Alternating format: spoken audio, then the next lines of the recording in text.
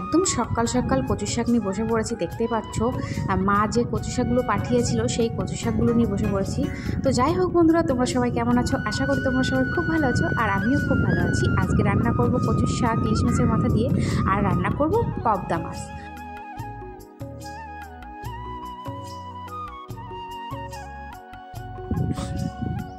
কচু শাকগুলো সুন্দর করে ধুয়ে নিয়েছি, এবার কড়ার মধ্যে দিয়ে দেবো।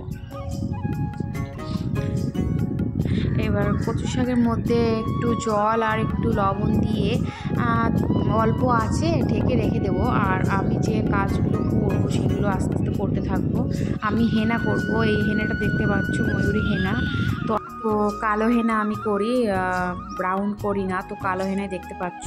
তো এটা আমি গুলিয়ে রেখে দিয়েছি আগের থেকে। দেখতে হেনা আর টক দই আছে, একটা ডিম আছে, আর লেবুর রস আছে, আর নারকেলের তেল দিয়ে ভালো করে গুলিয়ে রেখে দিয়েছি। আর লাস্টে দেব তোমার পরিমাণ মতো যতটা চায়ের জল লাগবে ততটা দিয়ে ভালো করে গুলিয়ে নেব। আর আমার হাতটা তো দেখতেই পাচ্ছ কেমন হয়ে গেছে, জানি না হেনা নেওয়ার পরে আমার হাতের অবস্থাটা কেমন হবে। আর এই দিকটায় দেখো কচু শাক তো বসিয়ে দিয়েছি, ওদিকে আস্তে আস্তে হতে থাক। আর এই দিকটায় দেখো আমি আস্তে আস্তে এখানে তো হেনা দিয়ে দেওয়ার মতন কেউ নেই। তোমাদের দাদাভাই দিয়ে দেয়, কিন্তু তোমাদের দাদাভাই আজকে ডিউটি গেছে, লেট হবে আসতে, তাই ভাবলাম নিজে নিজেই নিয়ে নিই। আর প্রচণ্ড গরম, এই গরমের মধ্যে ডিউটি করে আসবে, এসে আবার আমার মাথায় হেনা দিয়ে দেবে, তো অনেকটা হয়ে যাবে। এর জন্য ভাবলাম নিজে নিজেই করে নিই। আর এই দেখো আমি কিন্তু হেনা করে নিয়েছি, নিয়ে আমি বেশ 1 ঘন্টা 1.5 ঘন্টা রেখে দেবো। এর মধ্যে আমি রান্নাও করে নেব। তো কচু শাকটা ভালো করে সিদ্ধ করে নিয়েছি, দেখতে পাচ্ছ এই সাইডটায়। তবে মাছটা কিন্তু এখনও আসেনি। তোমাদের দাদাভাই ক্যাম্পে আমার মা যে মাছগুলো দিয়েছিল না, ওই ক্যাম্পে রেখে আসে, কারণ ক্যাম্পে ফ্রিজ আছে এর জন্য। আর যেহেতু আমাদের রুমে ফ্রিজ নেই, তো মাছগুলো অনেক মাছ পাঠিয়েছে, নষ্ট হয়ে যাবে, তার জন্য ও ক্যাম্পে রেখে আসে। আর যখন আমি রান্না সবজিটা করে নিই, রান্নাটা করে নিই যখন তরকারিটা, তখন ও আসে, তখন মাছটা ভেজে দিয়ে দিই তরকারির মধ্যে। আর এদিকটা দেখো কি কি সবজি রান্না করব।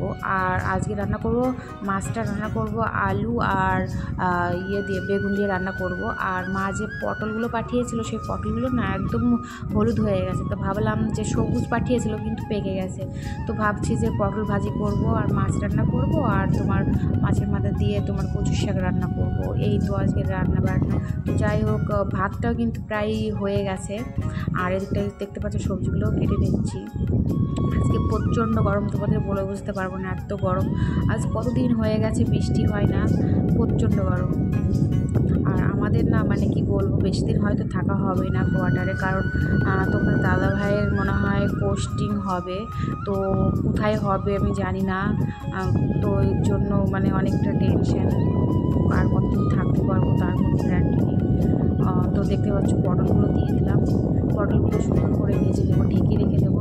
ধীরে আছে ভাজলে আর কি পটলগুলো খেতে ভালো হয়। আর এদিকটা দেখো এর মধ্যে পটলটা ভাজি হচ্ছে, এর মধ্যে ছেলেকে স্নানও করে দিচ্ছি। দেখো ছেলে কিন্তু একা একাই স্নান করে। আর এদিকটা দেখো ফিট বাবু হয়ে গেছে, পুরো চান টান করে পুরো বসে পড়েছে, দেখতে পাচ্ছ। আর এদিকটা দেখো এই শিলনোড়াটা দিয়েছে আন্টি, কারণ অল্প অল্প খাবার রান্না করব, তো মিক্সচারে হতে চায় না, তো এর জন্য এই শিলনোড়াটা দিয়েছে। এটাই মশলা বাটি। আর মাছগুলো নিয়ে চলে এসেছে তোমরা দাদাভাই, দেখতেই পাচ্ছ। তো মাছগুলো এখন ছেড়ে দেবো।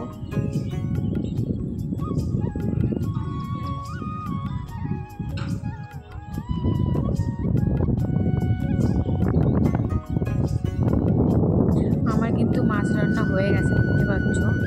আর এইবার রান্না করব কচুর শাক। কচুর শাক রান্না করার জন্য কী কী লাগবে দেখো।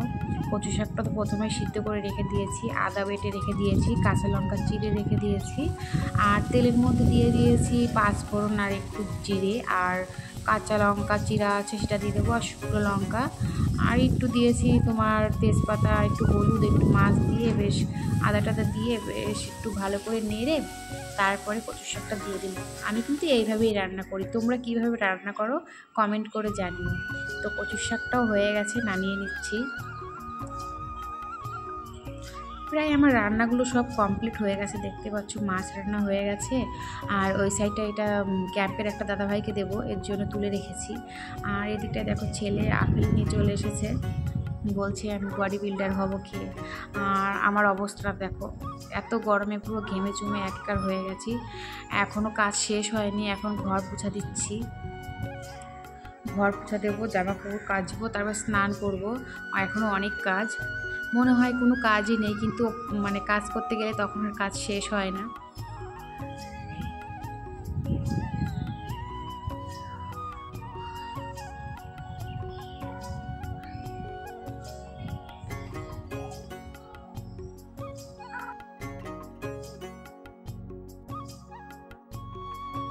প্রথমেই বলেছি তোমাদের, আজকে প্রচণ্ড রোদ উঠেছে, প্রচণ্ড গরম। আজকে এত রোদ্দুর, আজকে দেখো বাইরে তাকানো যাচ্ছে না। আর এর মধ্যে দেখো আমি স্নান করে নিয়েছি। স্নান টান করে দেখো, হেনা করার পরে চুলটা ভালোই হয়। আমি তো এইটাই করি, দেখতে পাচ্ছ একদম খারাপ না, পুরো কালো হয়ে গেছে চুল, দেখতে পাচ্ছ একদম স্ট্রেট হয়ে গেছে চুলগুলো।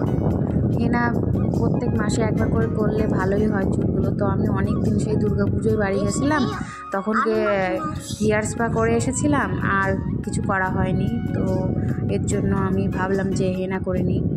আর এমনি তো চুল মুল উঠে পুরো টাকলু হয়ে গেছি। তারপর দেখতে পাচ্ছ আমার কাজ বাজ কমপ্লিট। এখন একটু পুজো দেবো, পুজো দিয়ে তারপরে জামা কাপড় মেলতে যাবো ছাদে।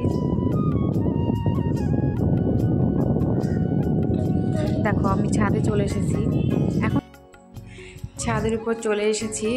আর পুরো ফাঁকা, কারণ উপরে যে ছাউতের যে থাকতো ও নেই, নিচে দুটো ছিল তারাও নেই, মানে সবার পোস্টিং হয়ে গেছে, সবাই চলে গেছে।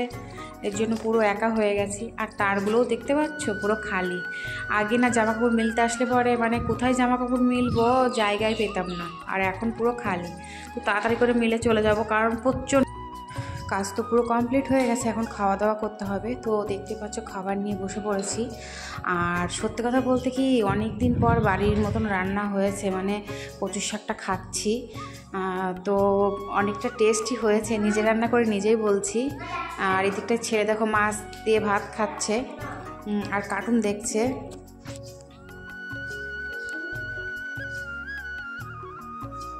আজকের ভিডিওটা এই পর্যন্তই। আমার ভিডিও যদি ভালো লাগে লাইক কমেন্ট শেয়ার করে দিও। টাটা বাই বাই বন্ধুরা, ভালো থেকো তোমরা সবাই।